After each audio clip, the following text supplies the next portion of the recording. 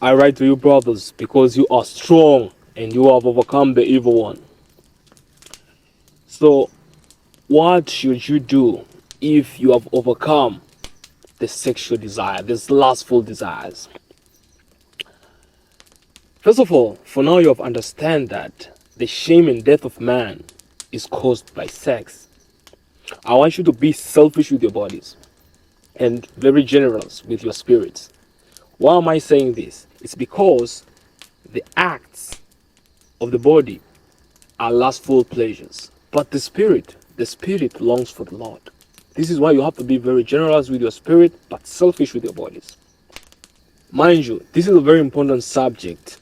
You need to know or to establish yourself on things to do, because after you have escaped the snares of the devil and you are no longer a lustful person, you have self-control. Right now you're going to be tempted, and what's dangerous is that if you've cast out a demon, of which we're talking in a demon of fornication and lustful desires, if you've cast out one demon, the demon will go away. But when it comes back to test you and finds out like this guy is not changed, we can go back into his life. Right now, they're coming back seven. This is why, after you have overcome this kind of desires, you need to be very careful and you need to be determined to stand your ground. Now, there is a story in the Bible about the Israelites.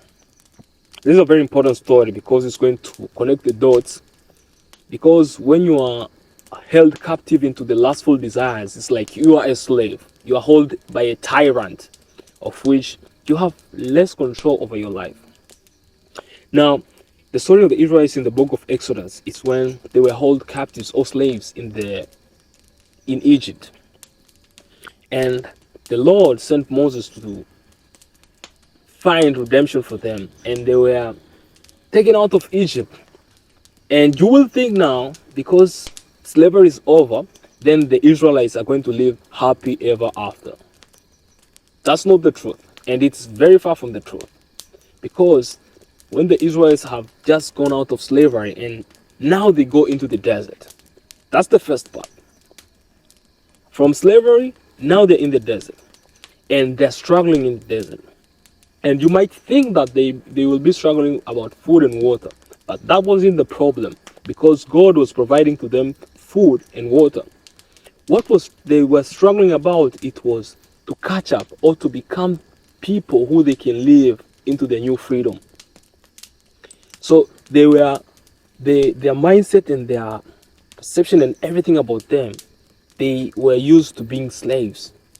They were used to serve other gods and doing things which they're contrary to their new freedom right now. So that is what they were struggling about. Coming back to you after you have decided like, man, no more to last. Right now I'm holding my life together. I'm finding a way forward from here. When you move to this freedom, first of all, you're going to fall into a desert and you're going to be surprised, man, what am I going to do with my life? Because back in the days, you had time to sexting and doing all this kind of crap, which is bullshit. But right now, that time you need to find something to fill into it.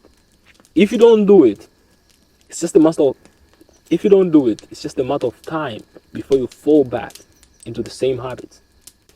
So, what should you do? I've prepared for you guys 7 steps, which, like, I find 7, it's a complete number.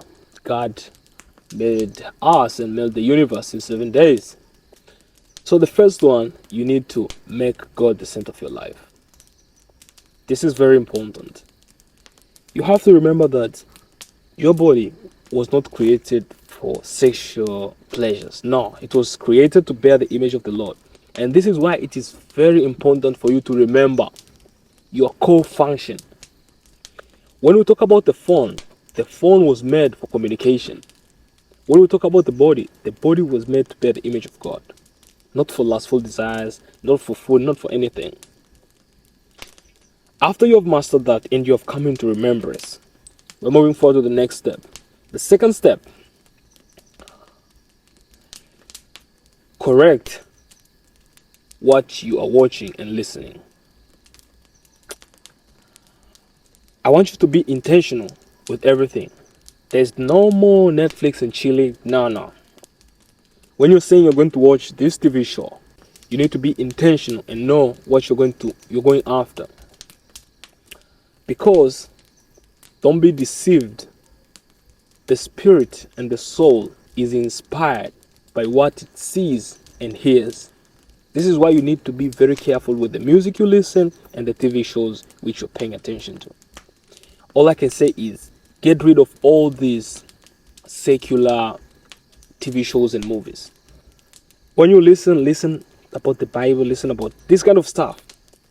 They're going to renew, they're going to empower you, they're going to ground you on your ground. You're going to hold yourself firm. Now, after you've done that again, we're moving forward. Step number 3. Walk on your cycle. This is very important. You have to share what you know with your friends. But when you find that they are not copying or they don't want to change, get rid of the sinking ship. Because don't be deceived. Bad company ruins good morals. So you need to get rid of a sinking ship. Cut yourself loose. After that, we're moving forward to step number 4. Work on your mindset. This is a very important part because your mindset can break you or it can make you. First of all, you have to get rid of the notion like having sex is unyama. No, it's not unyama, and it's nowhere we are going to have a scoreboard like this guy has 10 body counts, these are 50, these are 100. No. The more you hold yourself pure before the Lord, the more credit you hold yourself. And it's not even spiritual anymore. The more you're going to be productive, the more you're going to get more things done, the more sexual energy is one of the most powerful energies we have in our bodies. So if you have it under control, you can get anything done.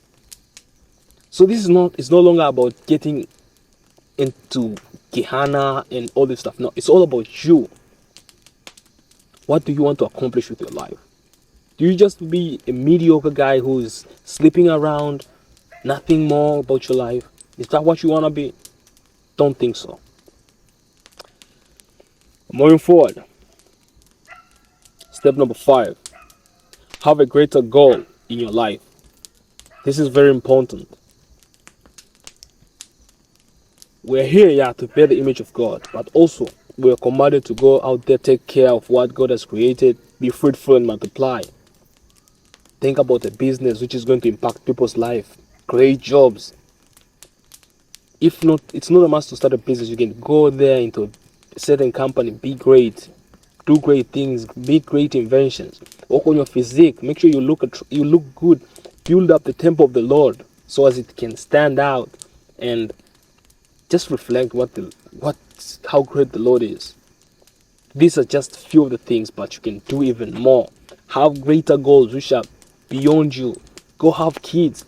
Don't just have sex for pleasure. Go there, have kids, build a strong family which is going to stand before the snares of the devil and prove that people can still build beautiful families in this time and age. That's very important. Moving forward, step number 6. Search for a community of like-minded people.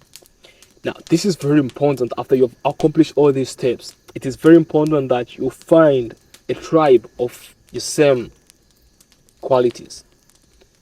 This is going to empower you, it's going to keep you grounded, and in that community you're going to be free to share your success, your point of views, your objectives, and also you're going to receive from your fellow friends. So you're not going to be alone.